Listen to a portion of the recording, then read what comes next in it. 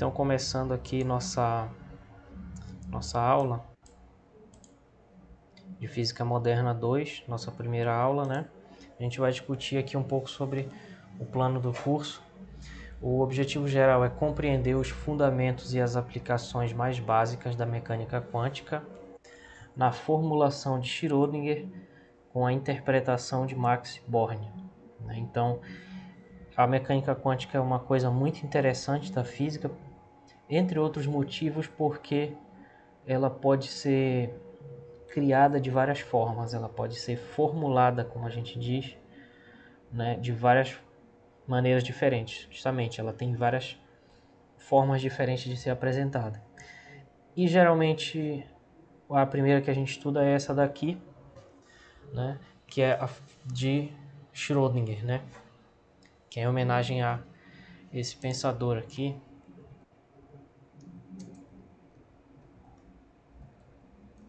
do século passado, que eu não sei pronunciar muito bem o nome dele, que é um nome em alemão, né?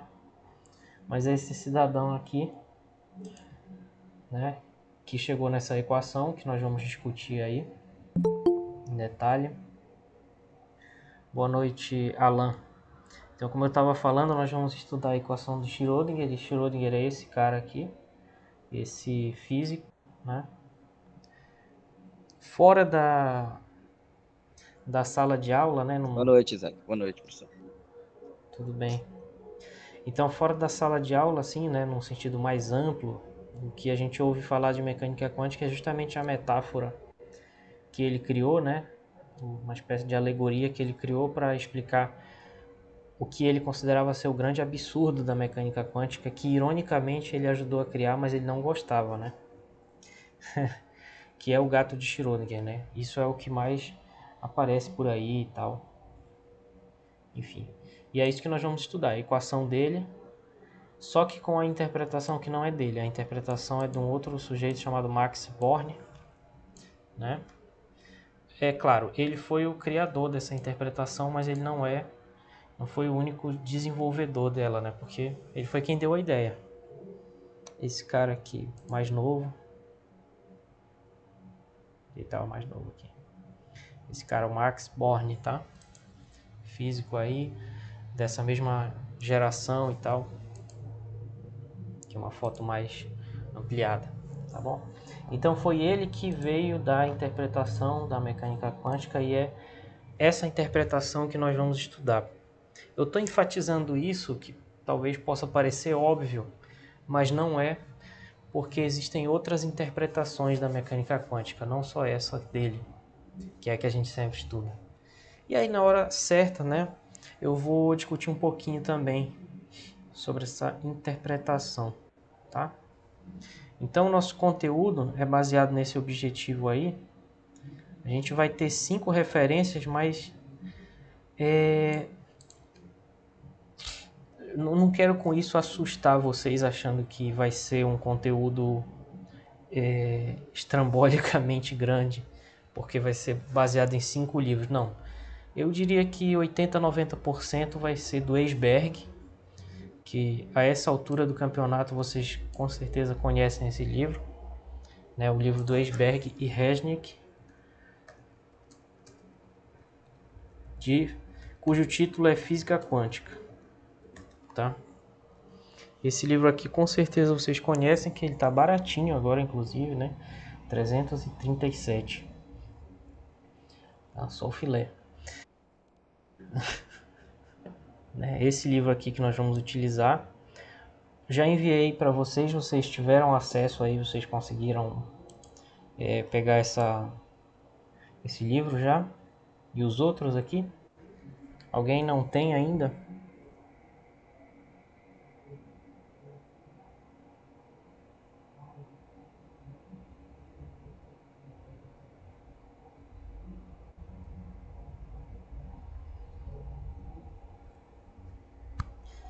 Tá legal. Tá legal, obrigado pela resposta. Se alguém não tiver conseguido, por favor, diga aí, né, que eu sei que ficar procurando isso é meio chato, então eu preferi enviar logo né? Nem todos estão com a qualidade que eu gostaria, mas esse livro aqui, o Referência 3, foi muito difícil de achar. Eu fiquei dias procurando, mas achei. Porque em todo canto só tem o solucionário dele, que é mais fácil de achar. Mas enfim, quase todo o conteúdo vai ser baseado aqui no Sberg Resnick, capítulos, se eu não me engano, 5, 6 e 7. Isso mesmo.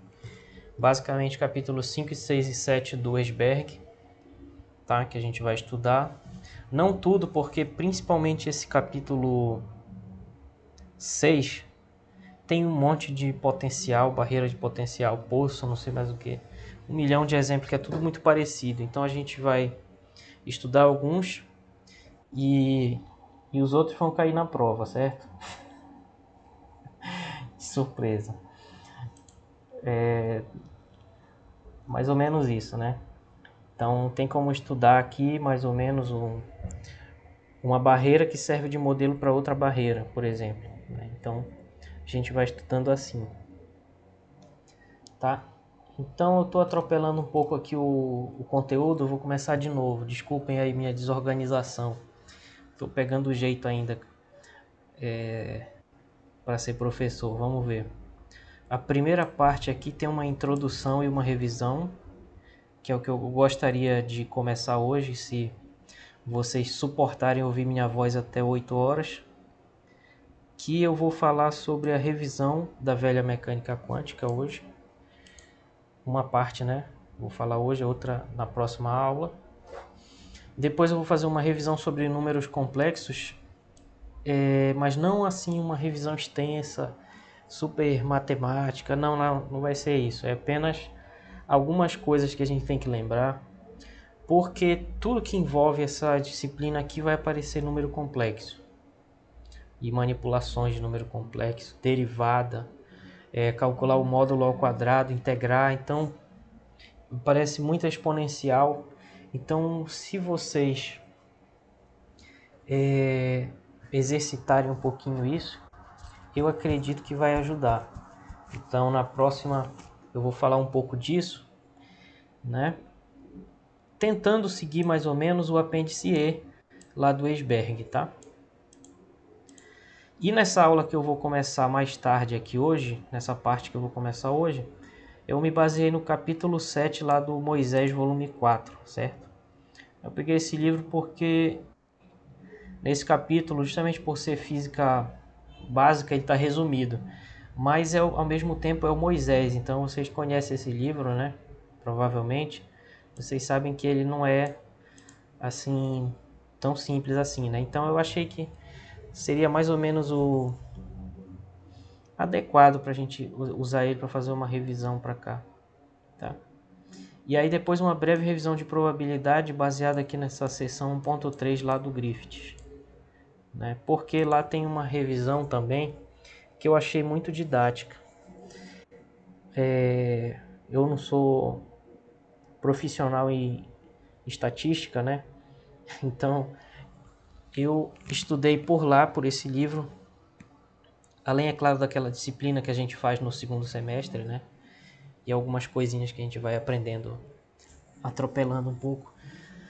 Eu estudei por aí também e achei bem legal. Acho que é bem adequado, porque ser um livro de física quântica e revisar isso já tem um foco, né? Então vamos fazer essa breve revisão que tem lá também. Esse tópico 4 aqui não é exatamente um conteúdo, né? Mas a gente, depois de fazer essa introdução, a gente vai voltar a comentar aqui qual é o objetivo da disciplina, né? E essa parte toda é uma introdução que nós vamos fazer nas primeiras aulas, e aqui na parte 2 a gente vai discutir vários casos da equação de Schrödinger em uma dimensão, tá? A gente vai discutir como é que se constrói essa equação, por que ela é importante, o que de acho é isso, né? Depois a interpretação probabilística, como é que a gente calcula o valor esperado, faz normalização, não sei mais o que. E depois separar a equação dependente e independente do tempo. Por incrível que pareça, tudo isso é para simplificar, né? Então a gente vai fazendo isso, a gente vai simplificando a equação de Schrödinger até que ela vira uma equação diferencial ordinária, de segunda ordem. Fica muito parecido com a equação de osciladores que a gente estuda lá em Física 2, desculpa. Tá? E mais alguns tópicos aí iniciais, digamos assim. E aí a gente vai aplicar, isso tudo vai fechar a primeira avaliação. Tá? Então a primeira avaliação seria uma introdução / revisão aqui. E essa parte inicial da equação de Schrödinger, onde a gente vai construir ela, interpretar e fazer alguns cálculos. Então essa vai ser a primeira avaliação, que se vocês viram aqui o plano de curso, ela já está marcada para o dia 22 de novembro. Tá? E antes disso eu vou passar para vocês uma lista de exercícios que eu vou tentar fazer parecida com a prova. Né? Eu vou fazer primeiro a prova, depois a lista para ser parecida com ela. Tá? E aí vocês ficam treinando essa lista e no dia 22 a gente faz a prova. Sobre a prova, ela vai ter duração de 12 horas, então eu vou enviar 8 da manhã nesse dia, para vocês entregarem 8 da noite, certo? Vocês sabem, né, que na universidade geralmente o tempo é 2 horas, então talvez se voltar o presencial ano que vem vai ser 2 horas de novo, né? Mas então aqui vai ser 12. Já são 10 horas a mais, então não é para aloprar, é só para dar mais tempo para vocês fazerem. Né? Porque assim a distância, tendo que tirar foto ou escanear, pode dar problema na internet, né? E isso daqui eu espero que compense e ajude, tá? Aí na parte 2 aqui a gente vai ver algumas aplicações, né? De a partícula livre, potenciais do tipo degrau e barreiras, né? E poços de potencial. Esses exemplos aqui, pessoal, eles... Se a gente ler só os cálculos, se a gente só fizer os cálculos, a gente não entende por que isso é importante. Mas isso daqui são simplificações de modelos reais. Então, quando uma partícula está confinada, né, a gente simula isso através de um potencial que é um poço, né? Quando ocorre o tunelamento, a gente simula isso com uma barreira de potencial, né? Então, são maneiras de simplificar a situação para a gente entender o fenômeno que aparece aí de uma maneira mais simples do que seria se a gente considerasse, por exemplo, um potencial de verdade que aparece no átomo. Esses cálculos mais complicados tem lá no apêndice de um outro livro de mecânica quântica, que é o Cohen-Tanud, não sei se vocês já ouviram falar, né? E aí fica infernalmente mais complicado. Então, acreditem, esse daqui é uma simplificação e a gente também não vai estudar isso tudo exaustivamente. A gente vai selecionando exemplos e eu vou deixando alguns para vocês fazerem, que provavelmente vai ser material da prova, tá? E essa vai ser a nossa segunda avaliação, que vai ocorrer no dia 3 de janeiro, certo? Quando acaba o recesso aí do fim do ano. E a última avaliação vai ser sobre a equação de Schrödinger tridimensional, onde eu não vou cobrar para vocês resolverem a equação de Schrödinger tridimensional, porque isso envolve um método que se estuda lá em Métodos de Física Teórica 2 e, portanto, está fora do nosso conteúdo programático aí. Quem fizer bacharelado vai ter essa disciplina, ou já teve, né? Então eu não posso exigir de todos vocês e todas que façam isso. Então eu vou resolver a equação e a gente vai discutindo passagens disso e discutindo também a interpretação dessa solução, né, que consiste basicamente em tentar entender de uma maneira mais profunda, né, em relação ao modelo de Bohr, o que é o átomo, né? Porque vocês sabem que no fundo é isso que nos interessa aqui nessa disciplina. A gente fala um monte de língua estranha, de nome de gente, né, a maioria alemães. A gente fala de números complexos, de derivada, de um monte de equação diferencial, de um monte de coisa estranha, mas no fundo o que a gente quer saber? A gente quer saber como é que o átomo se comporta. Então essas partes 1, 2 e 3 na verdade são preparações para a gente tentar entender melhor o que é o átomo. Esse eu acho que é o objetivo da matéria, da disciplina, né, no caso. Tentar entender melhor fisicamente como é que funciona o átomo. E a gente termina a disciplina tentando entender o átomo mais simples que existe, que é o átomo de hidrogênio, que tem um próton e um elétron. Pode ter um nêutron, né? Ou dois, ou três, que é o mais raro.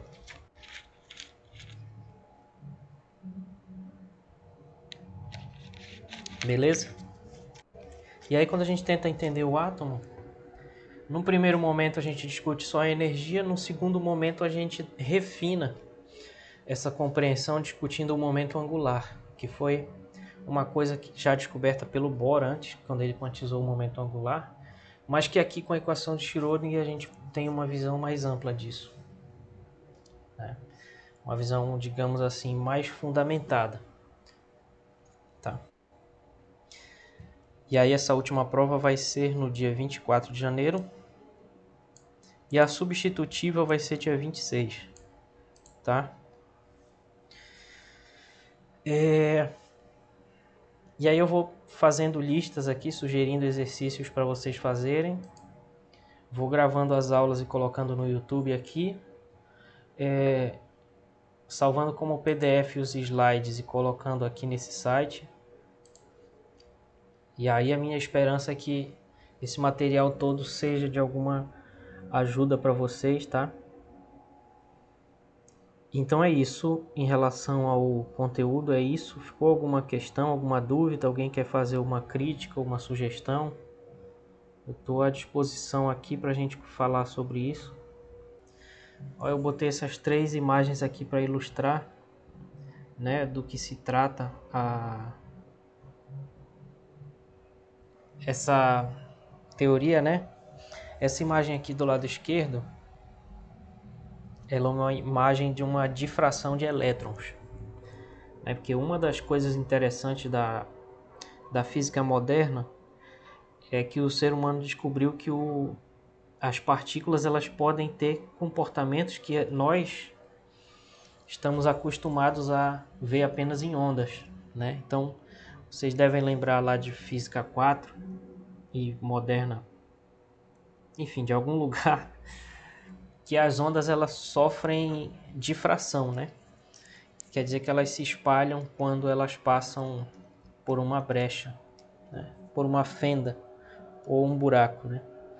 E isso cria um padrão de interferência, né? É uma coisa que a gente pode observar. E um experimento de pensamento que foi proposto muito tempo atrás, não tenho certeza, mas parece que pelo Feynman, foi dizer o seguinte, que se a matéria ela tem esse comportamento, entre aspas, dual, então a gente poderia não só ver características de partículas nas ondas, que no caso seria associar um momento à luz, mas a gente pode inverter. A gente pode associar um comprimento de onda às partículas. Então é como se a gente misturasse tudo. E tanto faz ser partícula ou onda, as duas coisas vão se comportar ora como partícula e ora como onda, né? E aí eu botei isso aqui para ilustrar esse experimento que não foi realizado quando ele foi proposto, mas sim várias décadas depois, né? Que é mostrar que o elétron ele sofre difração como se fosse uma onda. E essa imagem aqui do meio, que parece ser a mais feinha de todas, na verdade é a melhor de todas, porque ela é real, né? É uma imagem obtida com um microscópio sofisticado de um átomo,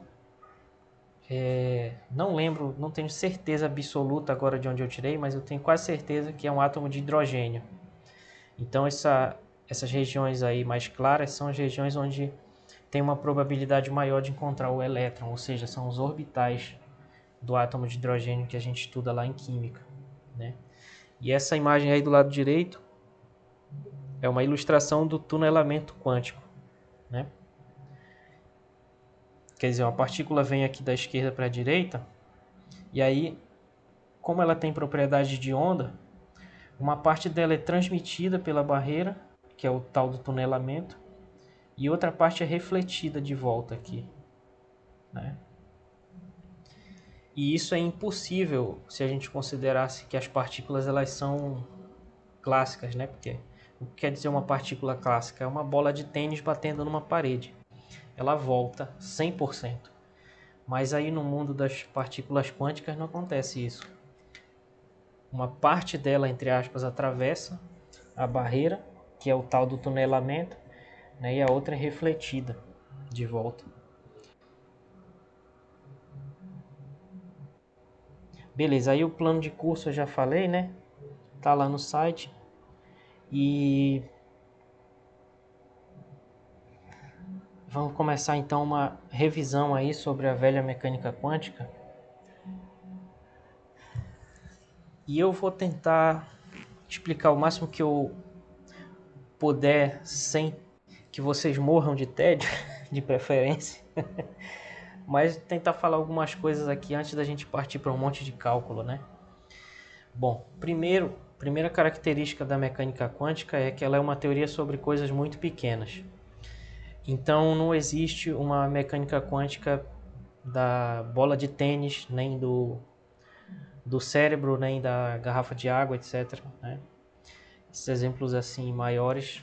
A mecânica quântica é uma teoria fundamentalmente sobre átomos e sobre partículas subatômicas, ou seja, partículas menores do que um átomo que estão na constituição do átomo. Então, por exemplo, a gente pode estudar o elétron, o próton, o nêutron, né, usando a mecânica quântica. E, na verdade, ela também serve de base para outras teorias que a gente, quando está começando a estudar, a gente chama tudo de mecânica quântica, né? Mas, na verdade, quem estuda as partículas elementares é um desdobramento da mecânica quântica chamado teoria quântica de campos, né? Na verdade, é uma outra coisa, mas a gente chama tudo pelo mesmo nome. E a mecânica quântica também estuda moléculas, né? Então, não é a minha área, me perdoem se eu falar besteira, provavelmente algum ou alguma de vocês deve estudar matéria condensada, né? Então me corrijam se eu falar merda. Mas lá nessa linha de pesquisa da matéria condensada, uma das coisas que eles estudam são simulações de moléculas, né? E para fazer essas simulações de moléculas, entre milhões de técnicas que eu não conheço nenhuma, existe também a equação de Schrödinger, né? Então é uma simulação que usa a equação de Schrödinger, só que para um potencial bem mais complicado, né? Quer dizer, a mecânica quântica de Schrödinger também serve para estudar moléculas, não só átomos e partículas subatômicas. Então esse é o primeiro ponto. O objeto de estudo dessa teoria são coisas reais, que às vezes a gente fica tão perdido fazendo conta de psi, né? Função de onda, solução, equação, não sei mais o que, a gente esquece do que a gente está falando. A gente está falando disso, né? De objetos reais aí que constituem tudo que a gente conhece, né? Além disso, ela é uma teoria fundamental, no sentido de que ela não é uma consequência de outra coisa, né? Como é o caso de outras teorias, ela é fundamental, né? No seguinte sentido, por exemplo, a termodinâmica ela pode ser obtida a partir da mecânica estatística, né? Então, a termodinâmica talvez não seja tão fundamental assim do ponto de vista físico, né, realmente. Mas a mecânica quântica né? A mecânica quântica ela é fundamental porque ela tipo assim, não tem nada antes. Ela é um dos pilares, digamos assim, né, da nossa querida ciência física. E outra característica dela é que ela desafia o que a gente conhece. Então, essas coisas que eu mostrei, né, por exemplo, o tunelamento quântico é uma coisa que no dia a dia é impensável, né? Mas ao mesmo tempo ela também é a única que explica muitas coisas. Então também é uma coisa que a gente precisa ter em mente. A mecânica quântica é uma teoria de coisas muito pequenas, mas ela se manifesta, as consequências dela se manifestam em tudo, né? Porque a gente só consegue ver porque os átomos dos objetos que a gente está enxergando emitem fótons, e esse é um processo quântico, né? Por exemplo, isso. E também tem inúmeras aplicações tecnológicas cada vez mais devido, né, à computação quântica que está lentamente se concretizando, né? E também é interessante para a gente ver que a realidade nem sempre é o que parece, né? Que é uma ideia muitas vezes repetida para se referir ao significado e à importância da ciência, né? Que a ciência seria aquilo que vai além do senso comum, né? Assim como outras formas de conhecimento, como a filosofia também. Então vamos falar um pouquinho sobre o nascimento da quantização, o efeito fotoelétrico e Compton e o experimento de Rutherford, né? Que são embasamentos dessa teoria. Eu só queria perguntar uma coisa para vocês, pessoal, antes de continuar. Se vocês puderem me resolver, eu ficaria grato. Vou tentar falar aqui rapidinho, né, que são coisas que vocês já estudaram, mas só para a gente esquentar um pouco a memória. Não existia mecânica quântica antes de 1900. Não existia nada. Absolutamente nada, né? Ela nasceu para resolver um problema chamado problema da radiação do corpo negro, né? Que diabo é isso? Antes da gente falar o que é isso, primeiro, existe um fenômeno na natureza, né, que é observado muitas vezes, que é o fenômeno da radiação térmica. Tá? Todo corpo a uma temperatura qualquer T emite uma radiação. E essa radiação é chamada radiação térmica. Qualquer corpo, inclusive nós, fazemos isso. Tudo que existe faz isso, né? E essa radiação, ela é uma consequência da temperatura. E ela só depende da temperatura. Por isso que ela tem esse nome de radiação térmica, né? Então o que acontece? Por que a gente não vê tudo brilhando o tempo todo? Porque dependendo da temperatura, os corpos eles vão emitir essa radiação no espectro visível ou no invisível, né? Então o Sol, por exemplo, ele emite radiação térmica visível por causa da temperatura dele que é muito alta. Pessoal, apareceu aqui um ruído. Se vocês puderem ligar e desligar o microfone. O Google Meet ele tem esse problema. Quando a gente liga e desliga o microfone, some esse ruído. Valeu. Incrível isso, descobrir isso no Google. Não faz o menor sentido, mas funciona. Beleza. Então é isso, pessoal. Existe esse fenômeno. Aí eu coloquei aí para ilustrar, por exemplo. Aí do lado tem essas duas chamas. E aí, dependendo da cor, vai ser a temperatura, né? E ali no meio tem o ferro, né? Veja que o ferro que não está aquecido, ele está emitindo também radiação térmica, mas é invisível, né? Geralmente em infravermelho. E aí quando a gente coloca uma câmera que enxerga no infravermelho, a gente consegue medir a temperatura das pessoas. E é assim que funciona aquela maquininha de medir temperatura que tem nos supermercados e que muita gente ficou com medo, né? Achando que aquilo ia fazer mal para elas. Tem dois erros aí nisso. Não sei se vocês ficaram sabendo disso. Que tinha gente com medo dessa maquininha de medir a temperatura, achando que estava levando um raio na cabeça, né? Não sei se vocês chegaram a ouvir esse papo. Mas isso aconteceu. Diga. Inclusive, algumas pessoas se recusavam a ter a temperatura aferida na entrada dos supermercados. Por esse medo, por essa notícia que foi vinculada. Pois é. Isso é triste, né? que a gente sabe que não tem nada a ver. E aí inventaram esse negócio de medir na mão, por causa disso, eu acho. Mas aí tem um erro duplo aí nisso, né? Que é o seguinte: primeiro, a radiação está saindo da nossa cabeça e não do medidor. O medidor é uma câmera. Na verdade, aquilo é uma câmera que enxerga no infravermelho e outras frequências e mede a nossa temperatura. E o outro erro é que não vai fazer mal, justamente porque a radiação está saindo da nossa cabeça e não da câmera, né? Enfim. E a radiação do corpo humano, ela está concentrada no infravermelho, que tem um comprimento de onda, né, da ordem de 10 a menos 6 metros, ou seja, micrômetro, né?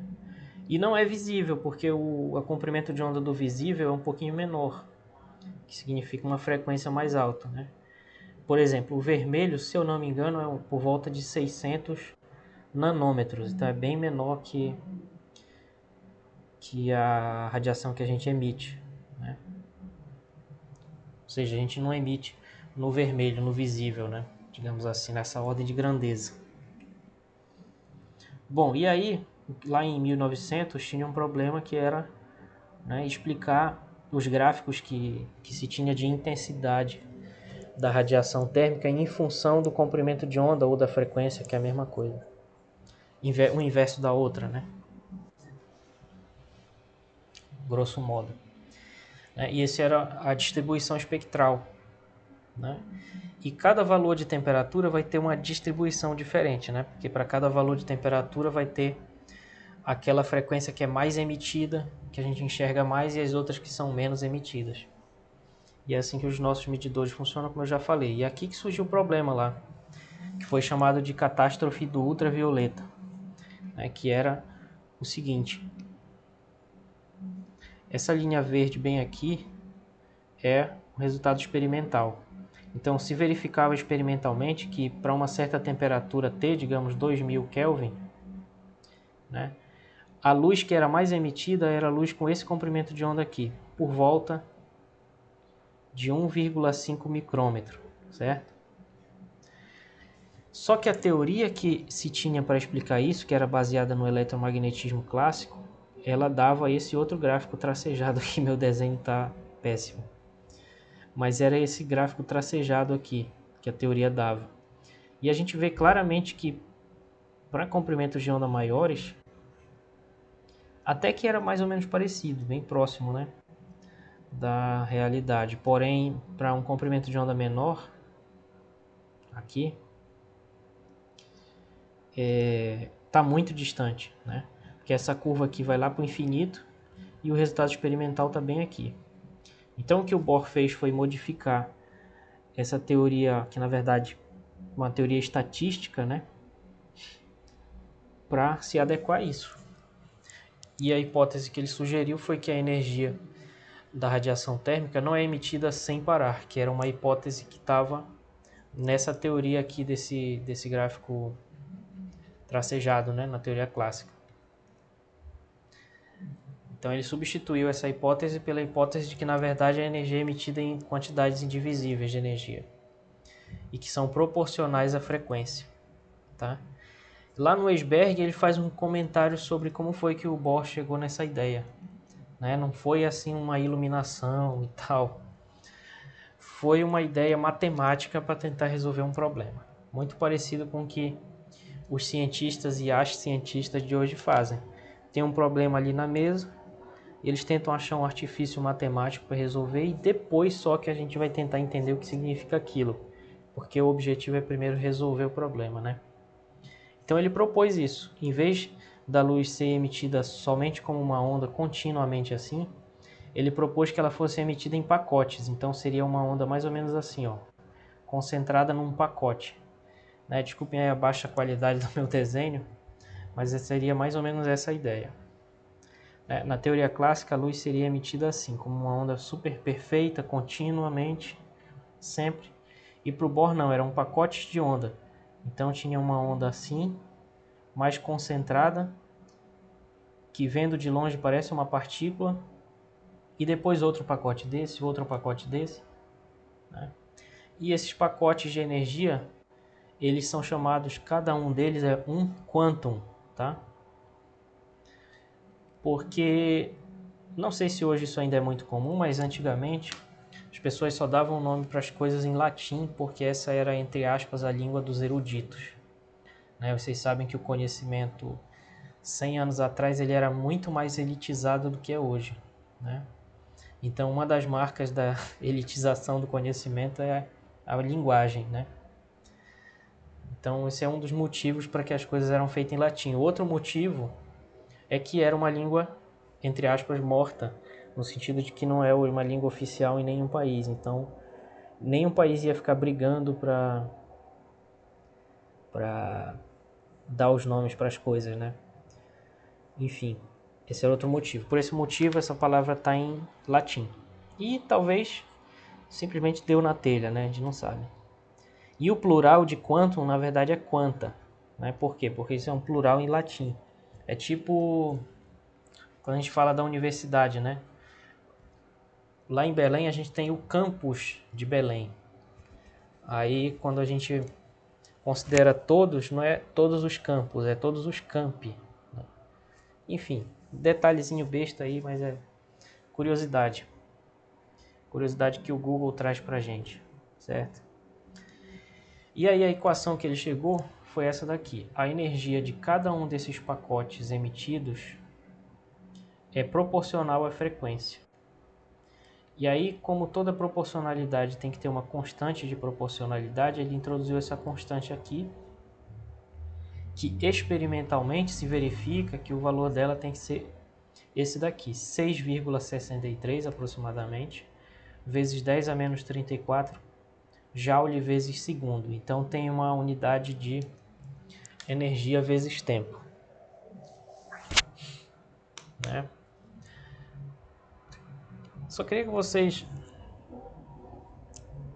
parassem para pensar um pouquinho no significado disso. Se o Planck tem razão, então a radiação que a gente está emitindo agora no nosso corpo, que pode ser medida com uma câmera especial, ela não é uma onda no mesmo jeito que a gente aprendeu em eletromagnetismo.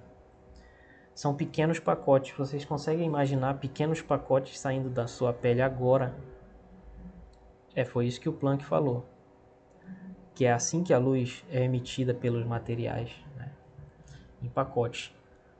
E não em forma de onda. Então, nesse momento, tem uma quantidade absurda de pequenos pacotes de luz saindo da nossa pele e de tudo à nossa volta. E é assim que a gente consegue enxergar, né? E cada pacote desse tem uma energia que é igual a constante de Planck vezes a sua frequência, tá? E aí por algumas décadas eles ficavam usando esse H, né? Só que aí se percebeu que devido a questões de unidade, não sei mais o que, ficava aparecendo um 2π toda hora. E aí para facilitar, alguém que eu não sei quem foi, teve essa brilhante ideia de definir esse tal do H cortado, que é H sobre 2π, né? E aí, quando a gente faz isso, como a energia ela é H vezes a frequência, isso daqui não é um V, né? É uma letra grega chamada Ni, né? Isso daqui é uma letra grega chamada Ni, tá? Então, se a gente multiplicar e dividir por 2π, isso fica H sobre 2π vezes 2π vezes a frequência. É só que H sobre 2π é o H cortado. Tem que fazer direito pelo menos uma vez, né? H cortado. E 2π vezes a frequência é a frequência angular, que é o ômega, tá? Então a gente pode escrever a relação de Planck também como H cortado ômega, onde esse ômega é chamado frequência angular, tá? Muito bem. E aí o que se verificou através da distribuição que o Planck chegou, baseado nessa quantização, que a dedução está lá no capítulo 1 do Esberg, mas isso é Moderna 1, então a gente não vai entrar nesse mérito, foi essa linha bem aqui. essa linha contínua para explicar esses pontos que são observados aqui, né? Esses pontos são uma observação experimental, essa linha é a lei de Planck. E comparado com a lei de Rayleigh-Jeans, né, praticamente não, é uma comparação até injusta. É que a lei de Planck tem um ajuste incrível comparado com a lei de Rayleigh-Jeans. Só uma curiosidade, pessoal, para vocês. Uma das aplicações mais interessantes que tem dessa lei de Planck, da distribuição da radiação do corpo negro, é uma aplicação que tem na cosmologia, né? Não sei se vocês já ouviram falar na cosmologia, que seria a parte da física que estuda a expansão do universo, né? Baseada em observações de satélites, basicamente. E aí lá na cosmologia a gente estuda uma coisa que é a radiação cósmica de fundo, que é conhecida pelos quem estuda isso pela sigla, né, que é CMB, a sigla em inglês. Cosmic Microwave Background, né, ou seja, o fundo cósmico de micro-ondas, né? E isso eita, nada a ver. E isso é o melhor exemplo de corpo negro que existe na natureza, é o nosso universo. Porque o nosso universo, ele quando tinha 300 mil anos de idade, mais ou menos, o que aconteceu há mais de 14 bilhões de anos, ele emitiu radiação pela primeira vez, né? A radiação se libertou da matéria e aí se formou essa radiação que é medida em qualquer ponto do espaço que a gente olha, ela é medida. E o acordo entre os pontos, né, aqui da distribuição de intensidade, que são essas cruzinhas vermelhas, e o que a teoria do Planck diz, que está aqui, esse Black Body Spectrum, é a lei de Planck. É o melhor acordo experimental que existe entre a teoria do corpo negro e a experiência. Então fica essa curiosidade para vocês. O melhor exemplo de radiação de corpo negro que existe na natureza é o próprio universo, né?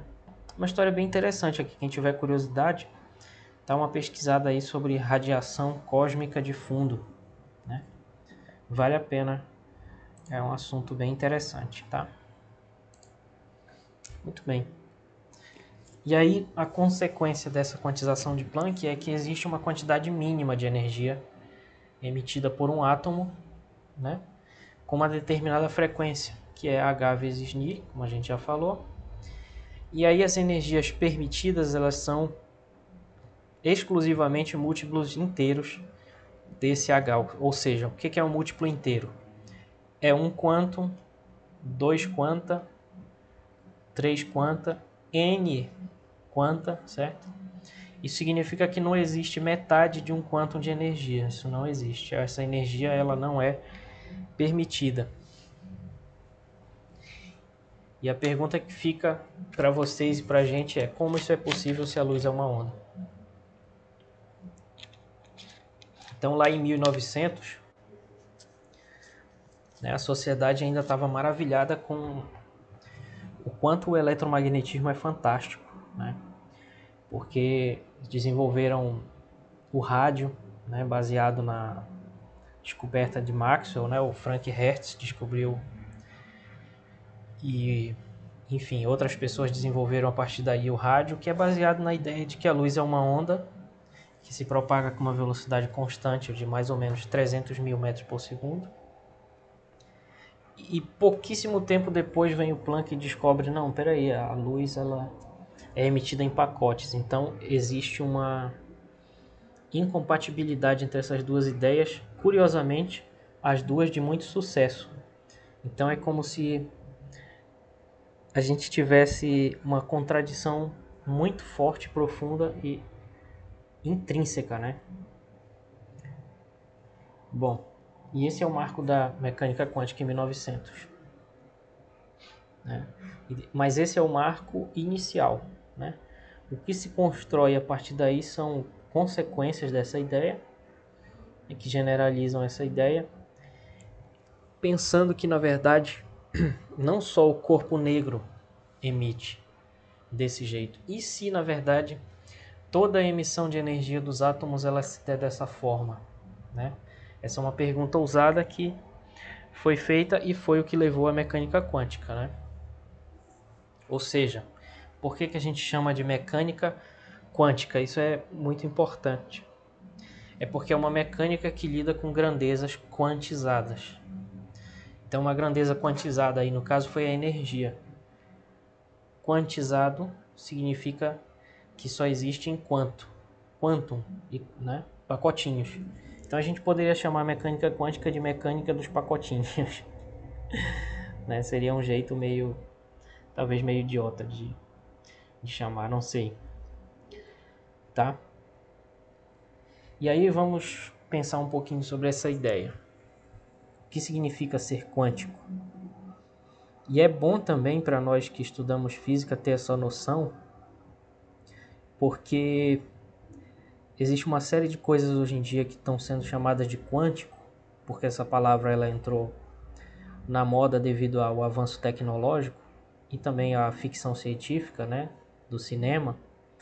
E aí ela acaba virando um bode expiatório para um monte de, digamos assim, de pseudociências, né, do nosso dia a dia. Eu vou mostrar para vocês do que eu estou falando aqui. Se a gente vier aqui no Google Livros, vamos se divertir um pouco aqui. Se a gente vier, não, no Google Livros não, é no Google Play. Google Play Livros. Top Livros. Aí vai ser massa. Aí a gente vem aqui e pesquisa sobre quântico. Vamos rir um pouco.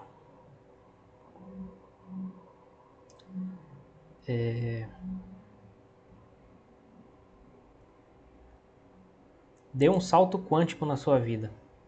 Olha só que da hora.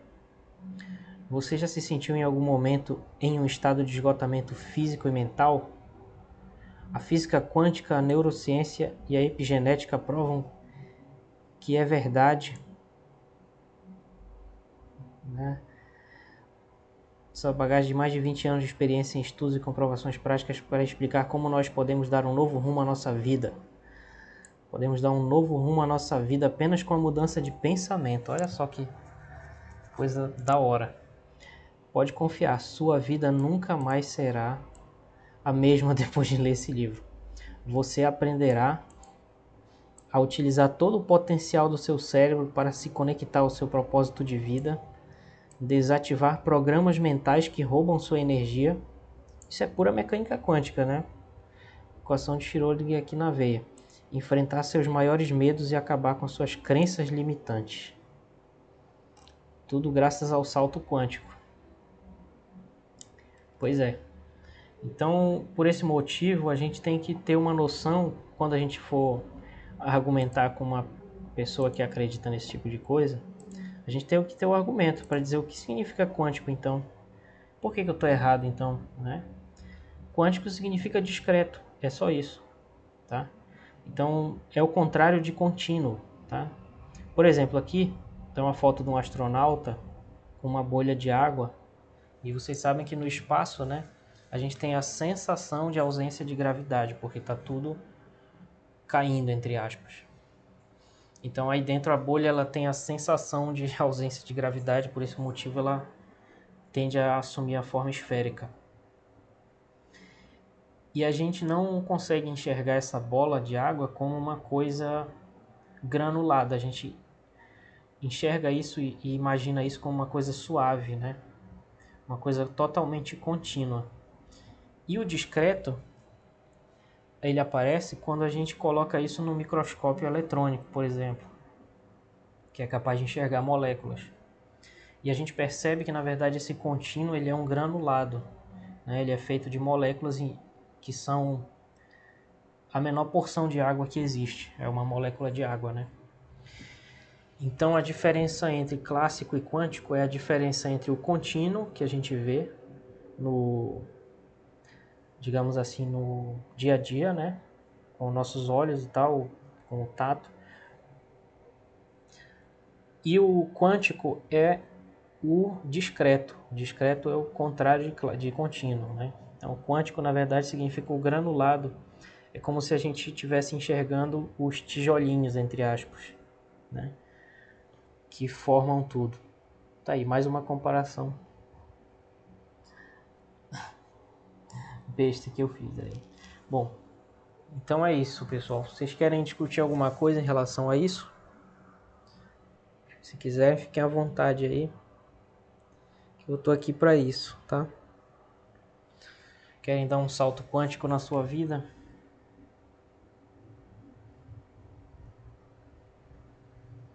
Tá bom. Então vamos continuar. O efeito fotoelétrico também é um efeito... desculpa, eu não vi o que você falou, deixa eu...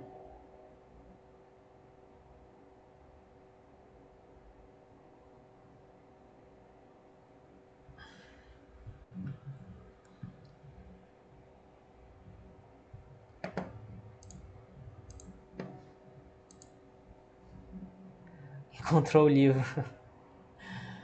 Pois é, esse livro é da hora. E eu tava procurando livros mesmo desse assunto. E apareceu só essas preciosidades. Bom, outro efeito interessante que foi descoberto também logo no início, pouquíssimos anos depois da hipótese do Planck, foi o efeito fotoelétrico, né? Na verdade, esse fenômeno já tinha sido observado, mas aí, com a hipótese do Planck, o Einstein conseguiu dar uma explicação satisfatória, né? Tem outras pessoas que deram a contribuição também, mas geralmente a gente lembra mais dele. Diga, Alan, fale. Levantou a mão aí.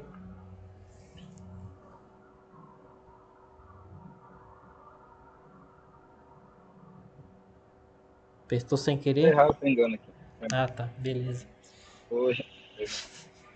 Acontece. Bom, aí o efeito fotoelétrico, o que é? É que se descobriu, né, estudando circuitos, que existia uma diferença na corrente de alguns circuitos, assim, usando material que estava exposto à luz, né, eles perceberam que quando tinha luz a corrente era maior, né? E aí, peraí que fugiu a palavra agora. Vai todo mundo ser professor e professora aí também? Vocês sabem que essas horas acontecem, né? A gente fala, chega uma hora que parece que a gente fica meio burro. Tá, o que eu estava dizendo é o seguinte. Nos experimentos, eles perceberam que quando tem luz, a corrente aumenta, né? E aí foi se construindo, com o passar dos anos, uma explicação para isso e encurtando a história, né? O Einstein, ele propôs que, na verdade, a hipótese do Planck ela poderia ser aplicada aí. Que, na verdade, o que estava acontecendo era os elétrons estavam sendo arrancados aí do material por causa da luz, né? Só que como a luz, pela hipótese do Planck, ela vem em pacotes, né? Então os elétrons também eram arrancados em pacotes, e um elétron de cada vez. E aí, relacionando essas duas ideias com o eletromagnetismo, ele conseguiu dar uma explicação satisfatória para esse fenômeno aí, que ficou conhecido como efeito fotoelétrico, né? Foto de luz, né? A luz arranca os elétrons, e elétrico, né? Não precisa nem dizer porquê. Deixa eu só ajeitar isso aqui que está errado. Tá. Bom, e aí a teoria bate com o experimento apenas quando se supõe que a luz é absorvida também em pequenos pacotes. Essa foi a distinção, né?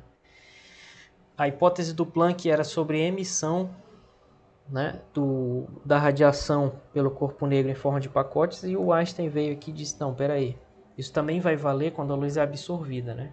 Isso é lógico. Então aí do lado esquerdo tem a energia cinética do elétron que é arrancado, né? Ali a energia da luz que foi emitida e ali é o trabalho realizado para tirar, para arrancar o elétron, né? E cada pacote de luz é chamado de fóton. Esse nome não foi dado pelo Einstein, foi dado por outra pessoa. Mas quem propôs essa ideia foi ele. Tá?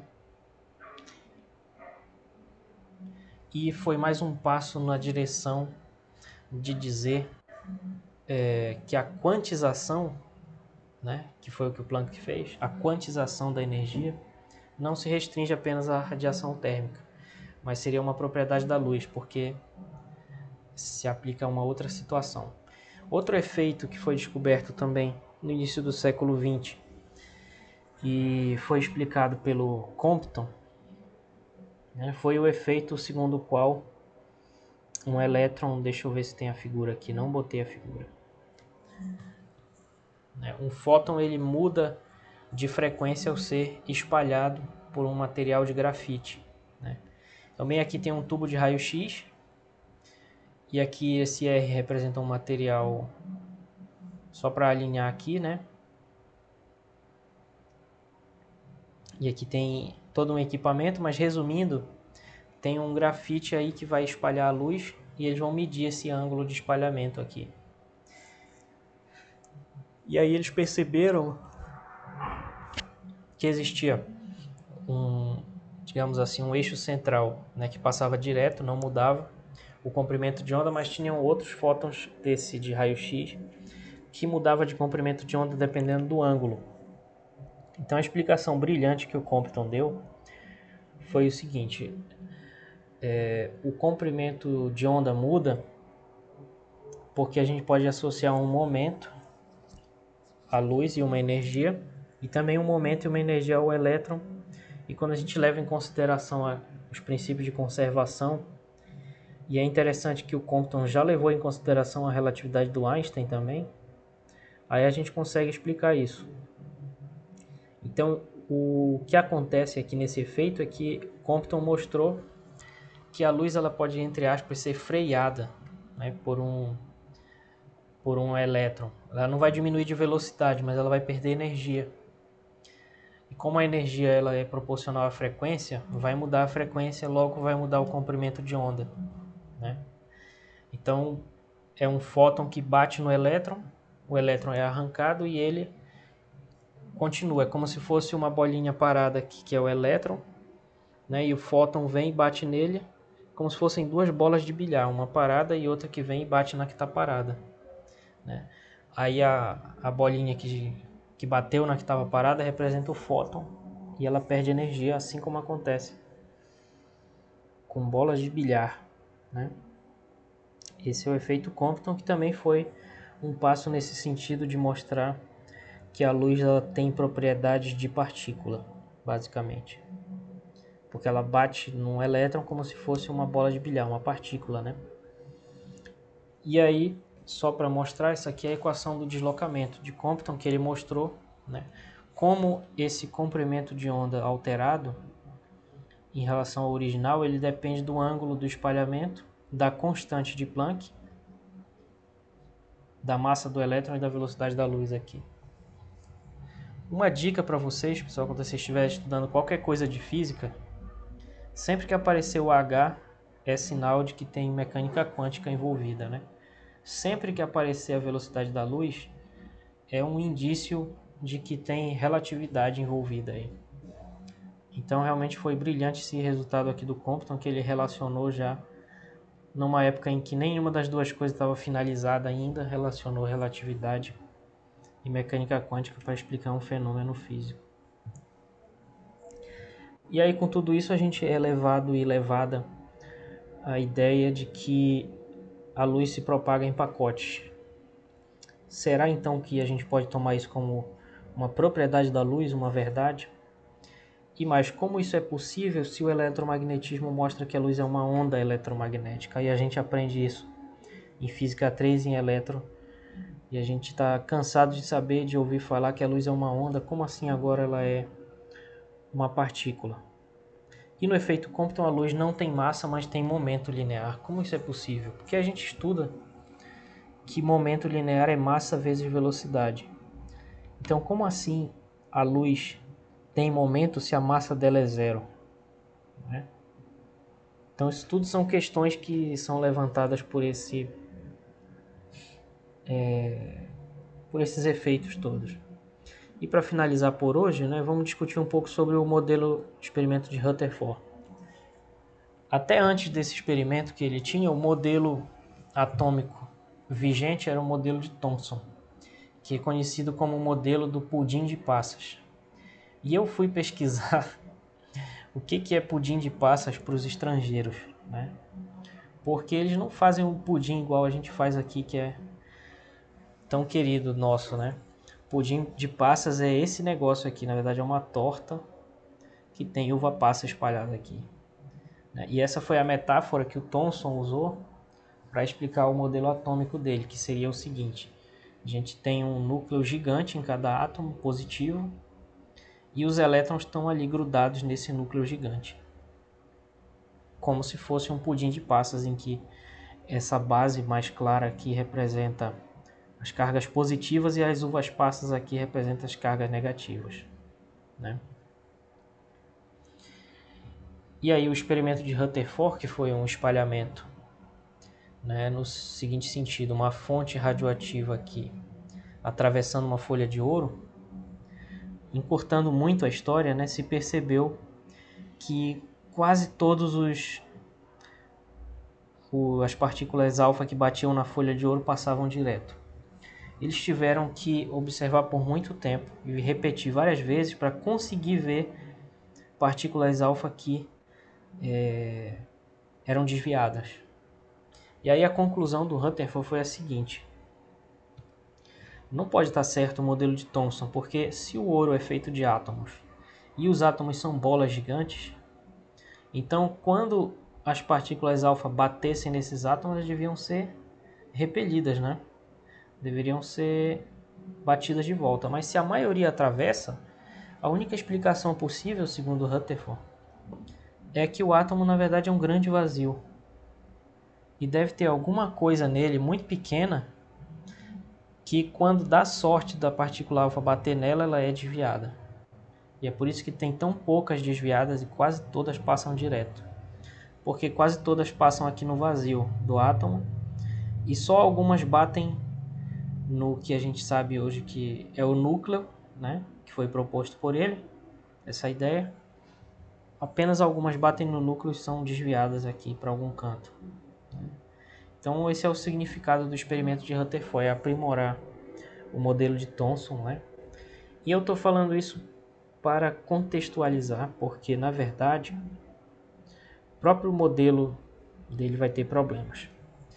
Mas é interessante a gente pensar que esse modelo do Rutherford, né, de que a gente tem um núcleo e os elétrons estão girando ao redor do núcleo e o núcleo é pequeno e a maior parte é espaço vazio, isso virou na verdade um símbolo não só da física, mas da ciência mesmo, né? Onde a gente vê um átomo, a gente já entende isso como uma espécie de símbolo, né, de signo que representa a ciência. É interessante pensar isso. E apesar de ser um símbolo tão forte, tão presente, principalmente no mundo, digamos assim, no mundo real, né, não só na academia, apesar de tudo isso, esse modelo dele tem um sério problema, que é o seguinte. Vamos pensar um pouquinho aqui. Os elétrons orbitam o núcleo, segundo o modelo de Rutherford, né? E o elétron é negativo, o próton é positivo. Então o elétron ele gira ao redor do próton porque eles têm cargas opostas, né? Então vai ter uma força de Coulomb, uma força eletrostática entre os dois. Só que isso significa que o elétron está fazendo um movimento circular, ou algo próximo disso. Mas é um movimento de rotação, né? E se é um movimento de rotação, esse movimento tem uma aceleração centrípeta. Só que pelo eletromagnetismo clássico, isso é uma conta bastante extensa, né? Eles deveriam emitir radiação. porque, segundo o eletromagnetismo, uma partícula carregada, acelerada, necessariamente emite radiação. Então, no modelo de Rutherford, o elétron tem uma aceleração centrípeta, então ele deve emitir radiação. Só que emitir radiação provoca a perda de energia. Então, como é possível que o elétron esteja girando ao redor do núcleo? Se ele estiver fazendo isso, então ele deveria estar perdendo energia o tempo todo. E aí, se ele está perdendo energia, ele não pode perder energia para sempre, porque a energia dele não é infinita. Então vai chegar uma hora que ele vai colapsar e vai chegar no núcleo. E não é isso que a gente observa na natureza, né? Porque se isso fosse verdade, simplesmente não existiria nada, tudo já teria colapsado. Isso significa que o modelo dele está errado. Então esse maior símbolo que existe aqui da ciência, que é, pelo menos para a gente que é físico e acha que a física é a melhor de todas, né? Pelo menos para a gente é isso. Então, mesmo assim, esse símbolo está errado. Esse desenho simplesmente não faz sentido. Com o modelo de Rutherford não faz sentido, né? Porque isso geraria o problema do colapso, né? Que o elétron ele colapsaria no núcleo. E a gente sabe da realidade que isso não acontece. E, portanto, a conclusão dessa linha de raciocínio é: o modelo de Rutherford está errado, né? Então, se ele está errado, a gente tem que saber agora como é possível que o elétron, que o átomo seja um grande vazio, com um núcleo lá no meio, e como é possível os elétrons estarem orbitando, né? É claro, então, que se o eletromagnetismo prevê que o elétron deveria colapsar, então o eletromagnetismo está errado. E ele tem que mudar, né? E é isso que faz a quantização, é alterar essa lei que governa o movimento do elétron ao redor do átomo. E é isso que nós vamos estudar com a equação de Schrödinger, quer dizer, procurar uma outra explicação para corrigir esse problema do eletromagnetismo, né? E dar uma explicação para o fato como é possível que o elétron esteja orbitando ao redor do núcleo sem perder energia. Quem primeiro propôs uma solução para isso foi o Niels Bohr, né? E nós vamos estudar na próxima aula, mas por enquanto eu queria deixar essas questões aqui para vocês pensarem, que são pequenos exercícios ainda, né? Não exercícios do tipo que provavelmente talvez não do tipo que vai ter na prova, mas para a gente pensar e ajudar a lembrar, né, do nosso conteúdo que vai servir de base para tudo que a gente vai discutir. Vamos supor que um átomo emite no vácuo uma radiação de 650 nanômetros de comprimento de onda. É possível que a energia emitida seja de 10 eletronvolts? Como é que a gente resolve isso? Vou só dar uma ideia para vocês aqui. Imaginem que um átomo está emitindo essa radiação. Aí tem um comprimento de onda aqui de 650 nanômetros. Se ele está emitindo radiação, então isso é luz. Então vale a relação de que C igual a lambda vezes a frequência. E daqui eu deduzo que a frequência é igual a C sobre lambda. E aí eu posso substituir o C aqui, que é uma constante universal, posso substituir esse lambda e vou ter essa frequência. Depois, a energia dele tem que ser igual a H vezes essa frequência. Então, se eu multiplicar esse H por essa frequência e der 10 eletronvolts, eu sei que ele é um quantum de energia, né? Mas, na verdade, e se forem vários? Então, o que eu tenho que descobrir é se existe um número inteiro de pacotezinhos aqui de energia que vai dar essa energia. Então, eu tenho que saber se 10 eletronvolts é igual a um certo número inteiro vezes H vezes essa frequência. Então eu tenho que, na verdade, pegar esses 10 eletronvolts aqui e dividir por H vezes a frequência e ver se isso dá um número inteiro. Se eu calcular isso e der, por exemplo, 10.000, então quer dizer que sim, é possível esse valor de energia. Mas se der, por exemplo, 1,2, quer dizer que é impossível o átomo emitir exatamente essa quantidade de energia aqui. Por quê? Porque não foi um número inteiro de pacotes de onda. Certo? Deu para entender mais ou menos aí a ideia desse exercício? E se um material radioativo emite 1000 fótons de radiação gama, outro exercício, com uma frequência de 10 a 20 Hz, qual é a energia total emitida? Essa daqui é mais fácil. A energia vai ser o número de fótons. E aí que tu acha que eu também. Oi?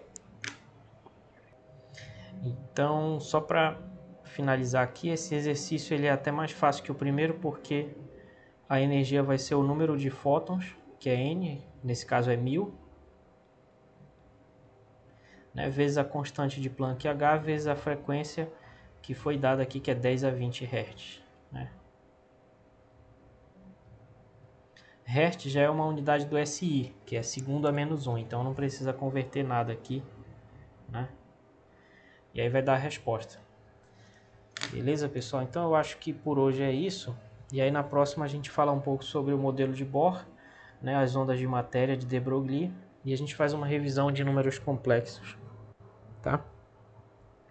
E a nossa próxima aula ela é só na próxima quarta-feira, porque as nossas aulas são segunda e quarta, né? E aí segunda vai ser o ponto facultativo lá, que seria amanhã, mas o feriado andou para segunda-feira. Então a gente se vê de novo na quarta-feira para discutir isso aqui. Beleza, pessoal? Ficou alguma questão aí? Fiquem à vontade para interagir. Vou parar aqui a gravação.